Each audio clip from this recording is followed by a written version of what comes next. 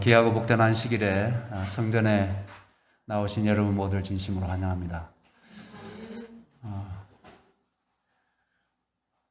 오늘 여러 손님들이 오셔서 훨씬 더 자리가 꽉 찬 것 같고 특별한 안식일인 것 같습니다.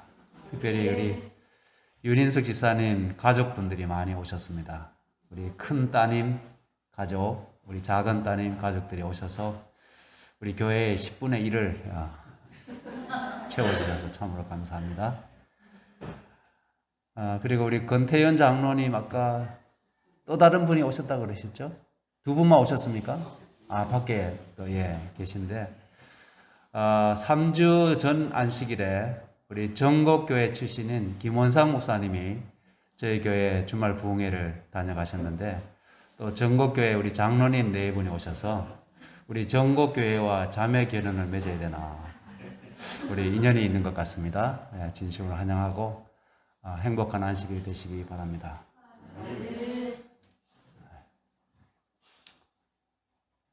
장로님 말씀해 주셨지만 5월은 가정의 달입니다. 전 세계적으로 그렇게 정한 것 같습니다.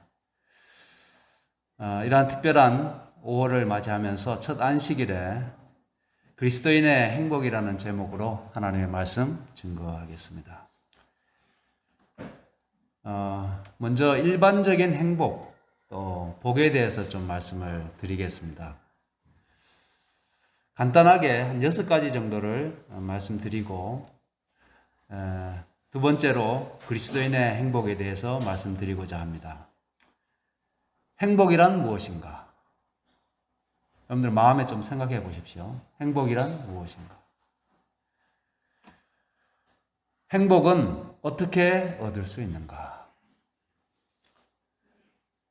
마음의 만족과 평안을 좌우하는 것은 무엇인가? 네 번째로 관계를 좌우하는 것은 무엇인가?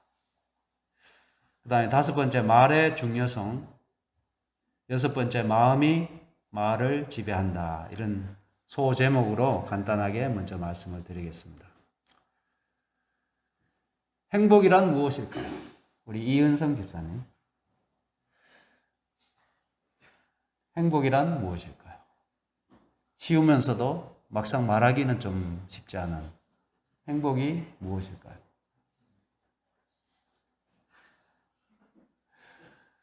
늘 행복해서 행복이라는 단어를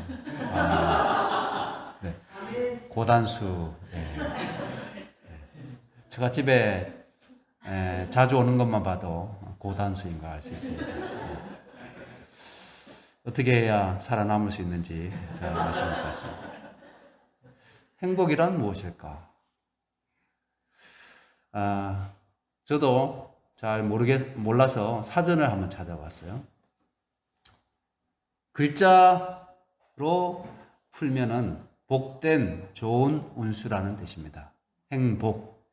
글자의 의미는 복된 좋은 운수. 이것을 좀 풀어서 설명하면 생활에서 충분한 기쁨과 만족을 느끼어 흐뭇함 또한 그러한 상태. 그래서 기쁨과 만족을 느끼는 흐뭇한 상태. 그래서 오늘 여러분 어떠십니까? 행복하십니까? 네. 기쁨과 만족을 느끼는 흐뭇한 상태라고 합니다. 그래서 우리의 마음이 행복이 특별한 것이 아니라 내 마음에 어떤 만족이 있고 기쁨이 있다면 나는 지금 행복한 사람입니다. 그래서 만족과 기쁨은 사람마다 다르겠죠. 어떤 사람들이 만족을 느끼는 반면에 어떤 사람들은 만족을 못 느낄 수도 있고 어떤 사람들은 이것이 기쁜데 어떤 사람들은 저것이 기쁠 수도 있습니다. 그래서 우리는 안식일에 교회에 나오는 것이 기쁘고 교회에 나오는 것이 만족스럽기 때문에 우리가 교회에 나오는 것입니다. 행복은 어떻게 얻을 수 있는가? 일반적으로 볼 때 충분한 재물, 그 충분한 재물이라 하면 식, 주를 해결하기에 충분한 재물입니다. 그래서 내가 옷이 없어서 옷을 못 사 입을 정도로 재물이 없다면, 또 배가 고픈데 뭔가 음식을 살 돈이 없다면, 또 추위와 더위로부터 피할 집이 있어야 되는데 내가 머리 누울 곳조차 없다면 우리는 좀 행복하다고 하기가 참 어렵겠죠. 그래서 행복을 일반적으로 생각할 때 뭐 많이 흘러 넘칠 만큼은 아니더라도 의식주를 해결할 만큼의 재물이 있다면 행복할 것이다, 이렇게 생각합니다. 두 번째로 풍성하고 진실된 관계입니다. 사람은 단순히 의식주만 해결한다고 해서 행복할 만큼의 낮은 차원의 존재가 아니라 매우 복잡하고 고차원적인 존재이기 때문에 사람은 의식주뿐만 아니라 이 소셜이라 그러죠. 사회적인 관계를 통해서 행복을 맛보는 그런 사회적 동물입니다. 어떤 소속감, 내가 어떤 그룹에 속해 있을 때 만족감과 행복을 느낀다고 합니다. 그래서 우리 교회에 소속되어 있는 것이 결코 가벼운 것이 아닙니다. 이 교회에 강한 결속으로 연결되어 있고 이 교회의 든든한 일원으로 자리 잡는 것은 우리의 일생을 살아가는 데 있어서 매우 중요한 요소입니다. 그래서 교회 생활을 충실히 하면서 내가 한 구성원으로서 책임을 다하면서 이 교회의 한 자리를 차지한다고 하는 것은 우리의 인생의 행복을 누리는 데 있어서도 필수적이다 하는 것입니다. 그 다음 세 번째로 마음의 만족과 평안이 있을 때 행복을 얻을 수 있습니다. 마음이 만족스럽지 못하고 마음이 불안하다면 행복하다고 할 수 있을까요? 그래서 행복은 마음의 만족과 평안과 직결되어 있습니다. 동의하십니까? 마음이 편해야 되겠죠. 교회에 왔는데 내가 마음이 불안하고 교회에 왔는데 내가 만족스럽지 못하다면 이 뭔가 좀 문제가 있다는 겁니다. 그래서 우리는 이 마음의 만족과 평안에 대해서 조금 생각해 보겠습니다. 그 다음에 또 한 가지는 영적인 충족감입니다. 우리 사람은 짐승과 달라서 영적인 부분이 있습니다. 영적인 존재입니다. 그래서 이 영적인 충족감이 있을 때, 영적인 부분이 채워질 때 우리는 행복을 얻을 수 있습니다. 그 외에도 뭐 여러 가지가 있겠지만은 저는 이 정도로 한번 생각해 봤습니다. 그다음 세 번째로 마음의 만족과 평안을 좌우하는 것은 무엇일까요? 마음의 만족과 평안을 좌우하는 것은 무엇일까? 뭐 꽤 많이 있을 수 있겠지만은 저는 한 가지만 좀 말씀드리고 싶습니다. 관계라고 생각을 합니다. 그래서 마음의 만족과 평안을 좌우하는 데 있어서 가장 크게 영향을 미치는 것은 관계입니다. 관계. 그래서 가족 관계, 인간 관계, 하나님과 나 사이의 관계가 우리의 마음의 만족과 평안을 좌우합니다. 그래서 가족들이 맨날 싸우고 부부 사이가 불화한다면 마음의 평안과 만족이 있을 수 없겠죠. 사업이 아무리 잘 된다 할지라도 관계가 뭔가 직장에서 동료들과 혹은 상하 간의 관계가 원만하지 못하다면 결코 마음의 평안이 만족이 있을 수 없을 것입니다. 그래서 저는 마음의 만족과 평안을 관계가 좌우한다는 사실을 우리가 기억하면서 보다 관계에 충실하도록 우리가 노력을 해야 되겠습니다. 관계를 소중히 여겨야 되겠습니다. 우리가 우리 교우들이 한 3, 40명 된다면 대부분 원만하고 뭐 별 문제 없는 관계를 유지하겠지만은 예를 들어서 단 한 명과 원수진다 할지라도 마음이 불편할까요? 어떨까요? 교회 오면 불편하겠습니까? 불편합니다. 그래서 관계를 우리가 할 수만 있거든 모든 사람과 더불어 화목하라. 그런 말씀하셨죠.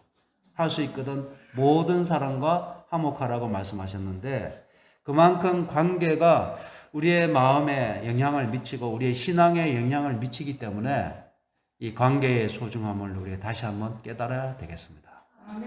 그래서 지는 것이 이기는 것이다. 또 남을 나보다 낮게 여기라. 이런 말씀들이 다 관계를 잘 유지하기 위한 방편이라고 저는 생각합니다. 제 친구가 얼마 전에 카톡으로 좋은 글을 보내줬는데 그 내용을 제가 거의 잊어버렸는데 기억나는 것은 다음과 같습니다. 내가 누군가 식당에 가서 밥값을 먼저 계산하는 것은 그 사람이 돈이 많기 때문이 아니라 당신과의 관계를 소중히 여기기 때문입니다. 이런 말이더라고요. 그래서 저는 그 말에 폭풍 공감했습니다.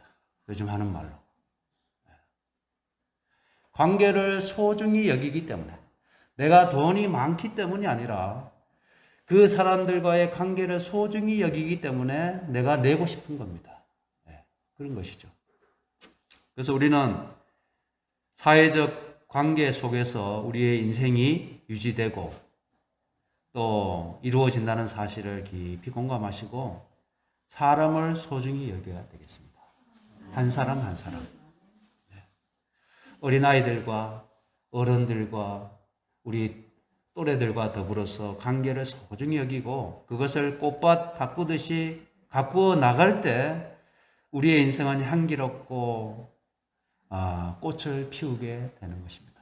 그러니까 아무리 풍족하고 풍요롭다 할지라도 인간관계에 있어서 빈약하다면 그 인생은 외로운 인생이 되게 되는 것입니다. 자, 그러면 관계를 좌우하는 것은 뭘까요? 한번 비도 오고 또 지금쯤은 졸릴 때가 됐죠. 한번 퀴즈를 한번 드리겠습니다. 관계를 가장 크게 좌우하는 것은 뭘까요? 우리 천진의 우리 자매님. 관계를 가장 좌우하는 것. 좋게 할 수도 있고 나쁘게 할 수도 있고 상처받게 할 수도 있고 치유되게 할 수도 있는 게 뭘까요? 어휴. 말입니다, 말.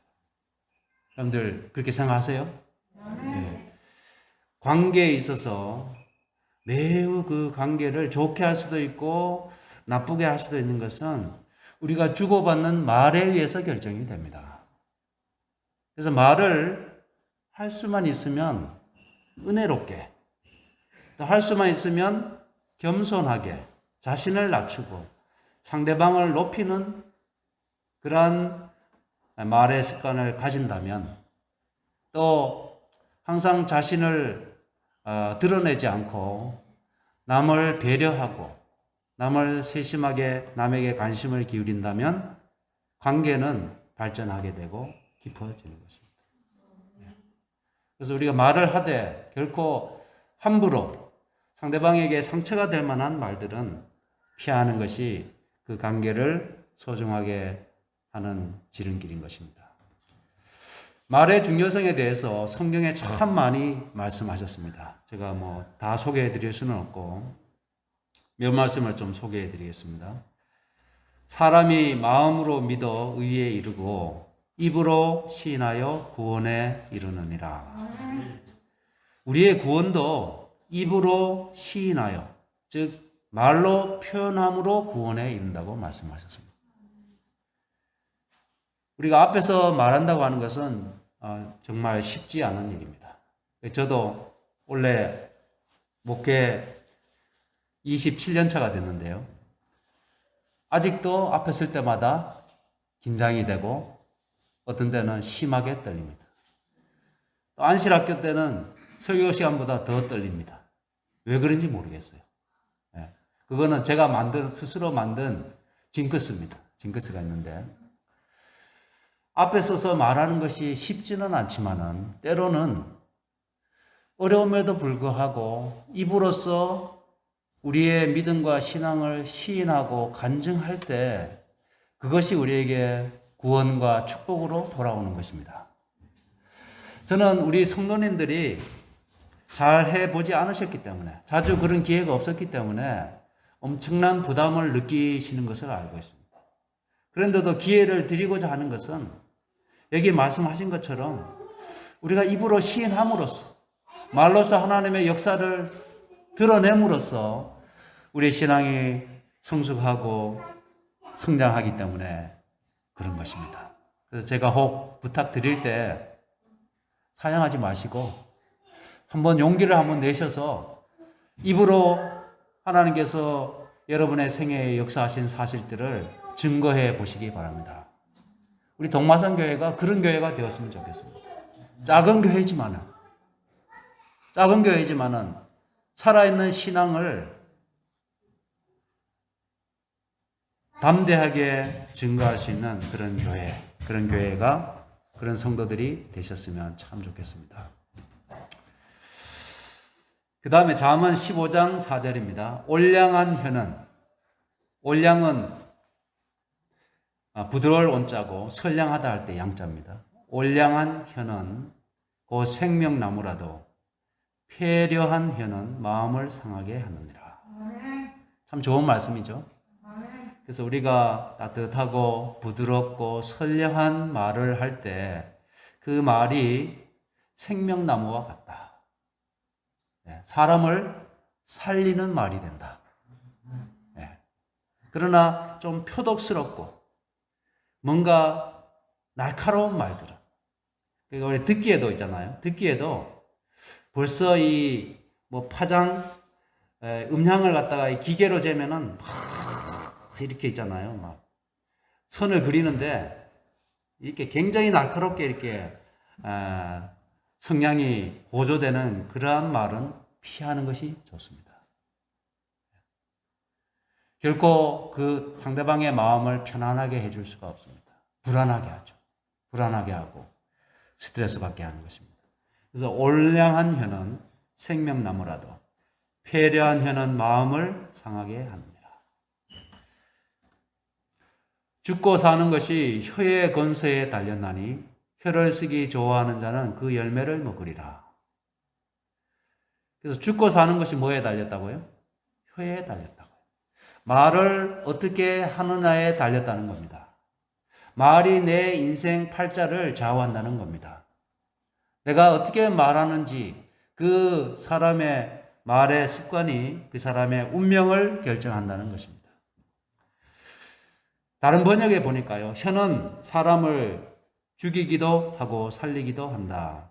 혀를 놀리기 좋아하는 사람은 반드시 그 대가를 받는다라고 번역을 했습니다.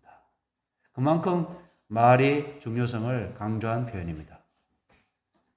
이 스튜어트 체이스라는 사람이 이런 말을 했어요. 우리는 말의 바다에 살고 있다. 그러나 물속에 사는 물고기가 물속에 살고 있다는 것을 모르는 것처럼 우리가 말 속에서 살고 있다는 것을 깨닫지 못한다라고 했어요. 사실은 우리의 삶이 말 속에 살고 있습니다. 그렇죠? 말 속에 살고 있어요. 그래서 말을 하면서 의사 전달을 하고, 말을 하면서 상대방에게 부탁을 하고, 말을 하면서 상대방에게 격려를 주기도 하고, 말을 하면서 정보를 전달하고 배우고 이렇게 하죠. 그래서 말은 우리의 삶의 공기와도 같고 물과도 같은 것입니다. 그래서 너무나 익숙하고 너무나 꽉 차 있기 때문에 그것을 잘 의식하고 깨닫지 못할 때가 있어요. 그래서 말을 구체적으로 내가 어떻게 해야 하는가, 그 말의 중요성을 느끼지 못할 때가 있습니다. 우리가 공기의 중요성을 느끼지 못하며 살아가는 것처럼 말 속에 살면서도 말의 중요성을 미처 깨닫지 못한다는 것입니다. 제가 드리는 이 말씀을 우리의 행복이라는 대주제 아래서 한번 생각해 보시기 바랍니다. 제가 왜 이 말씀을 드릴까요? 결국에는 우리의 행복을 결정하는 것은 여러 단계를 제가 말씀드렸잖아요. 결국에는 말에 이른다는 것입니다. 그 말에서 출발해서 관계에 영향을 미치고 그 관계를 통해서 행복이나 불행을 맛보게 된다는 것이죠. 그 중요한 말을 지배하는 것은 마음입니다. 마음. 대저 그 마음의 생각이 어떠하면 그 위인도 그러한즉이라고 말씀합니다. 그래서 말이 물이라면 마음은 샘입니다. 그래서 샘에서 단물이 나올 수도 있고 쓴물이 나올 수도 있는데 우리의 마음을 어떠한 상태로 유지하느냐가 말을 좋게 나오게 할 수도 있고 나쁘게 나오게 할 수도 있습니다. 우리의 마음에 사랑을 품게 되면 우리의 말이 어떻게 나올까요? 당연히 사랑스러운 말이 나오겠죠. 근데 우리의 마음이 미움과 증오로 가득 차 있으면, 스트레스와 분노로 가득 차 있으면 우리가 쏟아내는 모든 말들이 사람을 살리는 말이 아니라 사람을 죽이는 말을 하는 것입니다. 죽이는 것은 반드시 칼로서만 죽이는 게 아닙니다. 말로서 서서히 죽이는 겁니다.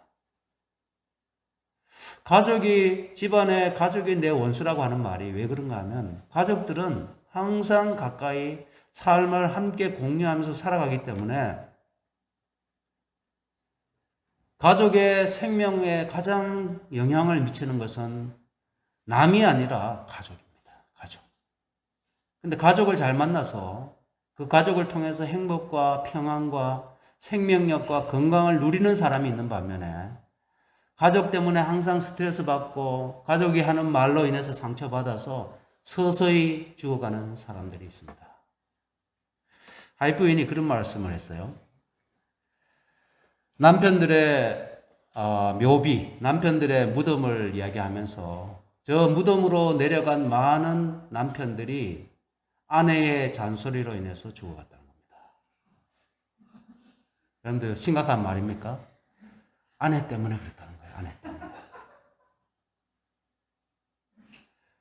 그래서 말이 그냥 말이 아닙니다. 네, 말은 힘이 있고 말은 영향을 미칩니다. 말이. 그렇죠? 말이 영향을 미쳐요. 하나님의 말씀이 살았고 생명에 있어서 사람에게 혼과 관절과 골수를 찔러 쪼개는 능력이 있는 것처럼 사람의 말도 힘이 있어요. 힘이 있어요. 어떤 사람의 말은 마음에 팍팍 와닿아요. 그렇죠? 마음에 감동을 줘요. 내가 이렇게 살아서는 안 되겠다. 내가 뭔가 새롭게 시도해 봐야 되겠다 하는 그런 결심을 일으키는 것이 말의 힘이 아니겠습니까? 마찬가지로 가족들 간에도 이 가정의 달을 맞이해서 우리가 가족들에게 어떤 말을 해야 되는가? 평소에 한번 자신의 말을 한번 모니터해 보시기 바랍니다. 내가 가족들에게, 아내에게, 남편에게 어떤 말을 하는가? 어떻게 말하는가? 하는 것을 곰곰이 생각해 보면서 내가 가족을 살리고 있는 것이 아니라 죽이고 있었구나. 내 사랑하는 배우자를 내가 사랑한다고 말만 했지만 정작 죽이고 있었구나 라고 생각한다면 저도 잘했어요 이렇게 말씀드리는 거 아닙니다. 저희 집사님 듣고 있지만은 저도 이 말씀은 저 자신에게 하는 말씀이기도 합니다. 그래서 우리가 지금부터라도 다시 한번 말의 소중함을, 또 말을 은혜롭게 하기 위해서 우리의 마음을 다시 한번 사랑으로 채우셔서 나가는 말마다 사람들에게 복이 되고 은혜가 되는 말들이 우리의 입에서 나오게 되기를 간절히 바랍니다. 미국의 가장 위대한 대통령으로 꼽히는 링컨이 있습니다. 워싱턴에 가보니까 링컨의 동상이 탁 이렇게 앉아 있는데 참 미국은 그게 참 부러웠습니다. 우리나라는 지금 윤석열 대통령이 몇 대입니까? 대통령? 20대인가요? 몇 대 대통령이 윤석열 대통령인데 지금까지 그 대통령들이 다 감옥에 가고 서로 헐 뜯어가지고 대통령의 동상 하나 멋있게 어떻게 세워져 있지가 않습니다. 페인트 칠을 하지 않나, 그 묘를 훼손하지 않나, 그렇게 참 우리가 불행한 민족입니다. 근데 미국에 가보니까 역대 대통령들을 다 이렇게 아주 기념하고 아주 긍정적으로 사람들이 평가하는 것을 보고 참 부러웠습니다. 링컨도 공화당 출신인데 뭐 민주 진영 가리지 않고 워싱턴에다가 탁 그의 어떤 동상을 세워놓고 많은 관광객들이 찾는 것을 보게 되었습니다. 근데 링컨이 어떤 인물이었는지를 드러내는 한 이야기가 있어서 제가 좀 소개해 드리겠습니다. 이 링컨에게는 스탠톤이라고 하는 정적이 있었습니다. 이 사람은 민주당 사람입니다. 근데 이 스탠톤이 매우 워싱턴에서 유명한 변호사였습니다. 얼굴도 잘생기고 아주 똑똑해서 아주 유명한 변호사였는데 한 번은 두 사람이 어떤 한 사건을 함께 맡은 적이 있습니다. 링컨도 변호사였기 때문에. 근데 이 사실을 모르고 법정에 앉아있던 이 스탠턴이 링컨을 보자 말자 벌떡 일어나가지고 뭐라고 얘기했는가 하면 왜 저 긴팔 원숭이를 끌어들였습니까? 링컨 대통령 보고. 링컨 대통령이 수염도 이렇게 나고 얼굴도 좀 길쭉하고 눈도 쑥 들어가가지고 외모가 그렇게 뛰어나지는 못하거든요. 근데 이 스탠턴이 링컨 보고 긴팔 원숭이라고 놀리는 겁니다. 저 따위 시골 뜨기와 어떻게 같이 일을 하라는 겁니까? 하면서 법정에서 퇴장해버렸어요. 근데 스탠턴은 워싱턴의 유명한 변호사였고 링컨은 켄터키주의 저 시골주에서 올라온 그러한 변호사였습니다. 여러분이 만약에 이런 모욕을 당하면 어떻게 하시겠어요? 이런 모욕을 당한다면. 이런 모욕을 당하고 참기가 쉽지 않을 겁니다. 그래서 이렇게 링컨을 얕잡아보고 무례하게 말한 적이 한두 번이 아니었다고 합니다. 그런데 세월이 흘러서 대통령이 되었습니다. 링컨이. 그리고 남북전쟁이 치열하게 일어나서 북군이 링컨의 군대가 밀리게 됐어요. 근데 뭔가 강력한 지도력을 가진 국방부 장관을 새로 세워야 되는데 놀랍게도 링컨이 스탠톤을 지명한 겁니다. 자기를 그렇게 모욕을 주고 무례하게 굴었던 스탠톤을, 그것도 공화당 편이 아니라 민주당 인사인데 그 민주당에 속한 스탠톤을 국방부 장관으로 임명을 했어요. 그래서 많은 참모들이 깜짝 놀라서 말렸습니다. 제발 좀 임명을 철회해 달라고 말렸어요. 대통령이 됐을 때 스탠턴이 어떤 말까지 했는가 하면 링컨이 대통령이 된 것은 국가적 재난이다. 그는 하류층이며 나약한 정치인이다라고 공격을 했어요. 그럼에도 불구하고 링컨은 그를 국방부 장관에 임명을 했습니다. 그러면서 이렇게 말했다고 합니다.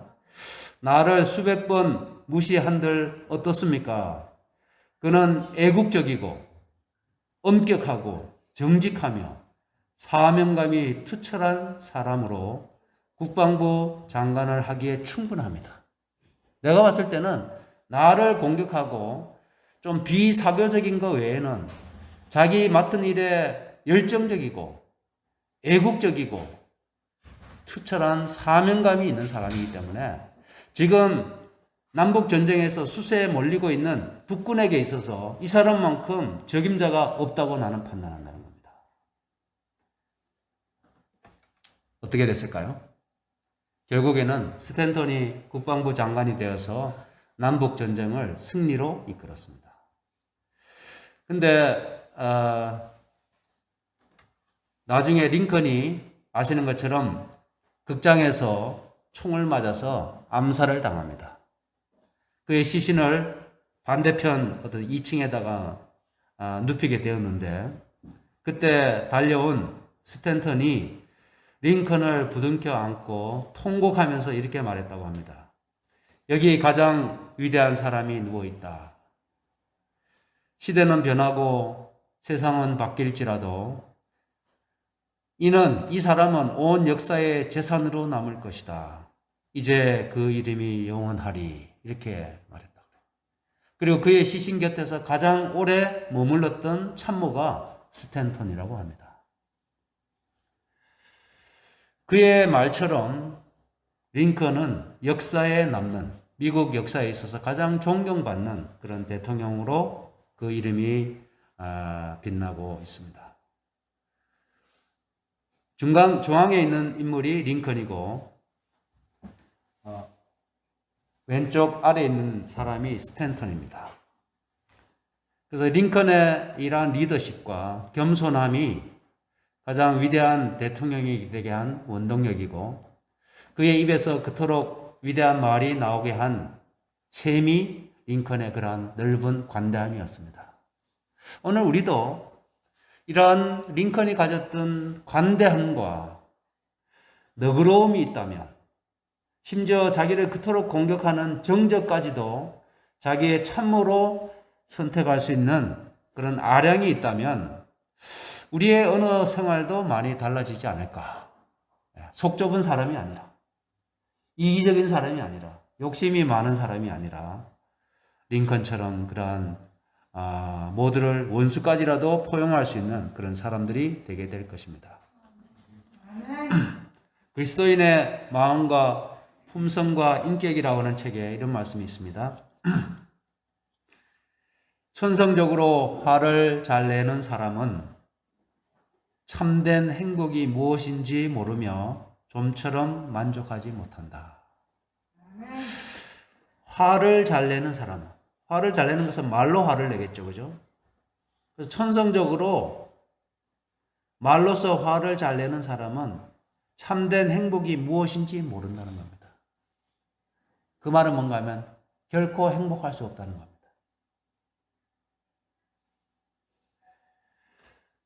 우리가 화를 쉽게 불쑥불쑥 내뱉고 내 기분에 맞지 않으면 내 기대에 미치지 않으면 언제든지 화를 낼 수 있는 사람은 관계를 소중히 여기지 않는 사람입니다. 내가 중심이고 내가 중요하기 때문에 이 말로서 관계를 파탄내도 상관이 없다고 언제든지 화를 폭발하는 사람은 결코 행복할 수 없습니다. 마지막으로 이제 그리스도인의 복에 대해서 말씀드리고 마치겠습니다. 우리는 그리스도인입니다. 우리는 세상 사람들처럼 행복하기 위해서 하나님을 믿지는 않습니다. 우리가 교회에 올 때 헌금을 드리면서 교회에 오지 않습니까? 교회에서 보수를 받으면서 교회에 오는 것이 아니라 우리의 헌금을 드리면서까지도 교회에 오는 것은 하나님을 섬기는 것이 그 무엇보다도 더 큰 복이 된다는 사실을 믿기 때문입니다. 네. 내 시간을 바치고 내 헌금을 바쳐도 결코 아깝지 않은 그거 이상으로 비교할 수 없는 하늘의 풍성한 복을 우리는 알고 있기 때문입니다. 예수님 당시에 백성들은 행복을 이렇게 생각했다고 합니다. 이 세상에 재물을 소유하는 데 있다고 믿었습니다. 사람의 명성과 명예는 매우 탐낼 만한 것이라고 생각해 왔습니다. 백성들이 대부분이. 오늘날도 마찬가지죠. 재물을 소유하고 명성과 명예를 얻으면 행복할 것이라고 사람들은 생각해 왔습니다.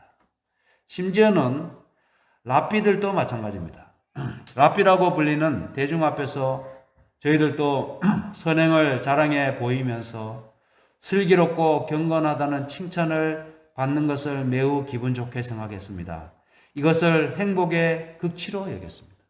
성직자들은 백성들로부터 존경받고 자신들이 경건하다고 칭찬받는 것을 매우 기분 좋게 여겼고 이것을 행복의 극치로 여겼어요.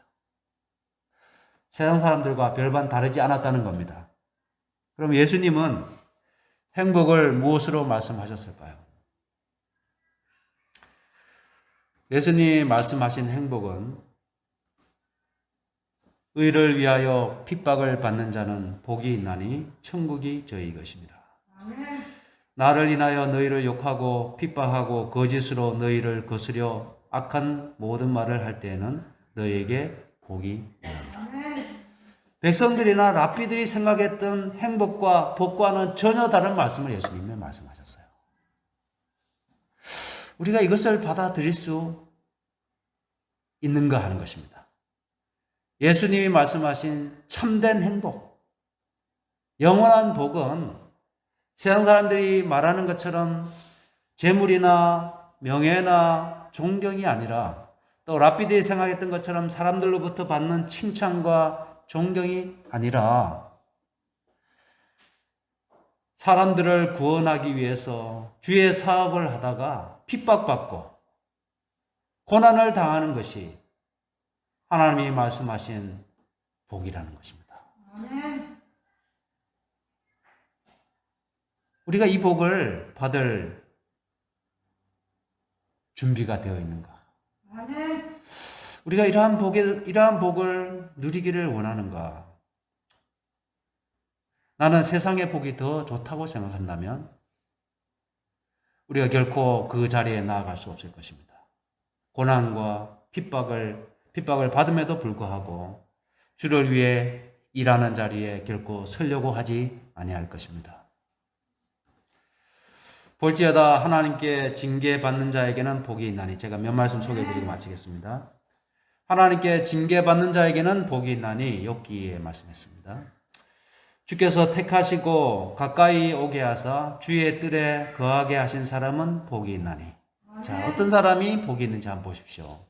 주께서 택하시고 가까이 오게 하사 주의 성전의 뜰에 거하게 하신 사람은 복이 있다고 말씀하셨습니다.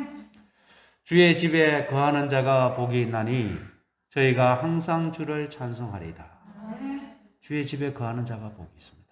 오늘 하나님의 집에, 주의 집에 나오신 여러분 모두에게 하나님께서 하늘의 복을 풍성히 내려주실 것입니다. 주께 힘을 얻고 그 마음에 시온의 대로가 있는 자에게 복이 있다고 말씀하셨습니다. 주님으로부터 힘을 얻는 자. 내가 힘이 빠졌다고 하는 것은 하나님으로부터 힘을 받는 그 끈이 혹은 연결이 끊어졌다는 뜻입니다. 내가 앵꼬 났다고 하는 것은 지금 전원으로부터 플러그가 빠져 있다는 뜻입니다. 하나님은 무한한 에너지의 근원이십니다. 만복의 근원이 되십니다. 생명의 근원이 되십니다. 그분으로부터 한량없는 힘과 생명과 기쁨의 원천, 지혜의 원천이신 하나님께 힘을 얻는 자는 복이 있습니다. 그 마음에 시온의 대로가 있는 자는 복이 있습니다. 이 시온의 대로는 뭡니까? 시온은 어디로 향하는 것입니까? 네. 하나님의 보좌가 있는 곳 아닙니까? 그래서 마음에 하나님의 보좌를 향해 달려가는 넓은 길이 있는 자는 복이 있다고 말씀하셨어요. 네. 하나님과 더불어 직선 대로가 뚫혀 있는 사람은 복이 있다는 겁니다. 하나님이 어디 계신지 그 길을 알지도 못하고 찾지도 않는 자가 아니라 하나님과 나 사이에 시온의 대로가 열린 자는 복이 있다고 말씀하셨습니다. 만군의 여호와여 주께 의지하는 자는 복이 있나이다. 주의 법으로 교훈을 받는 자가 복이 있다고 말씀하셨습니다.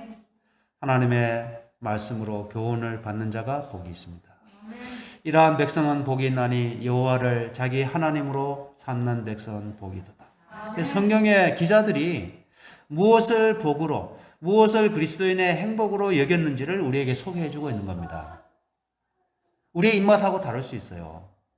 우리의 입맛은, 우리의 행복에 대한 입맛은 세상 사람들과 비슷할지 모르겠습니다. 그러나 우리가 참된 그리스도인이라면, 참된 그리스도인의 행복을 맛보기를 원한다면 우리 성경의 믿음의 노독들이 행복으로 여겼던 것을 우리도 추구해야 한다는 것입니다. 여러분이 잘 아시는 말씀이죠. 비록 무화과 나무가 무성치 못하며 포도나무에 열매가 없으며 감람나무에 소출이 없으며 밭에 식물이 없으며 우리의 양이 없으며 외양간에 소가 없을지라도 나는 여호와를 인하여 즐거워하며 나의 구원의 하나님을 인하여 기뻐하리로다. 이 세상은 우리를 속일 수 있어요. 세상 여기 보면 다 없잖아요. 그죠? 없으며 없을지라도 나는 여호와를 인하여 즐거워하고 구원의 하나님을 인하여 기뻐하겠다는 것입니다. 이처럼 정말 위대한 신앙 고백이 있을까? 우리가 하나님을 인해서 기뻐하지 못한다면, 행복하지 않다면 우리가 이 자리에 앉아 있을 필요가 있을까? 하나님의 말씀이 나에게 교훈이 되지 않고 즐거움이 되지 않는다면 그리스도인으로서 누릴 가장 중요한 본질을 놓쳐버리는 겁니다. 우리 다 함께 이 말씀 읽고 마치겠습니다. 이스라엘이여 시작. 이스라엘이여 너는 행복자로다. 여호와의 구원을 너같이 얻은 백성이 누구냐? 그는 너를 돕는 방패시오 그의 영광의 탄이시다. 감사합니다. 하나님께서 오늘 우리에게 참된 행복의 근원이 되시고 여호와를 늘 즐거워하고 기뻐하시는 복된 삶 살아가게 되시기를 간절히 축원하면서 말씀을 마치겠습니다.